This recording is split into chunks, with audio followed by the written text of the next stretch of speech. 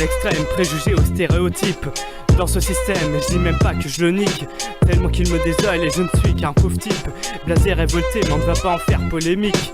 Même s'il y en a qui en sont épicuriens, à jouir de ce conflit, ils en bavent comme des chiens. Même pour moi c'est valable, en conflit interne. Sûrement comme pas mal, ma tête est une caverne.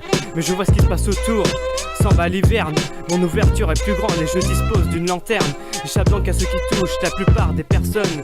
Des idées préconçues qui prennent la place du trône. Pour les détruire, il faudrait donc détruire les pylônes. Ça commence à me frustrer, ces conneries qui me bâillonnent. Mais je ne connais pas la combine qui pourrait être suprême. Alors je me contente de pousser à l'extrême. La vraie égalité serait donc maître et soumis.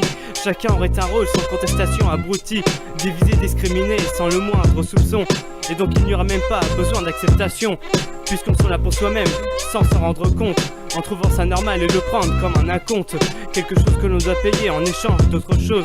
Cela sans forcément pouvant être à la même dose. Les plus faibles d'esprit sont les plus représentés, mais comme les plus forts parce qu'ils sont en majorité. Pour que les grands esprits soient tourmentés ou envahis par la peur de se dévoiler, d'être jetés dehors. Faut agir spontanément, quel casse-couille ces penseurs. Les gens ne me prennent pas la peine de regarder au-delà du décor. En premier l'apparence, on se donne un avis avec ceci. Si une personne elle est comme ça, pour le voir avec que je vois ça suffit.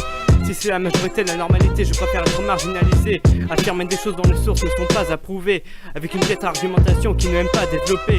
À titre d'exemple, les femmes en premier. Quand je demande pourquoi, on me répond souvent c'est comme ça qu'elle a toujours été, il faut être galant. Les deux extrêmes opposés, la plupart ne se posent pas de questions. Et moi qui cherche des réponses en constante réflexion. Si c'est ainsi, c'est peut-être la contrepartie. Les traiter comme des princesses en cachant leur soumission.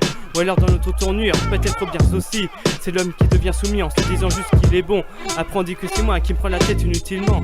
Mais alors pourquoi on me bassine sur ce qui doit passer avant? Je ne sais pas d'où viennent toutes ces règles à la con, dont les gens entrent dedans et tournent dans le tourbillon.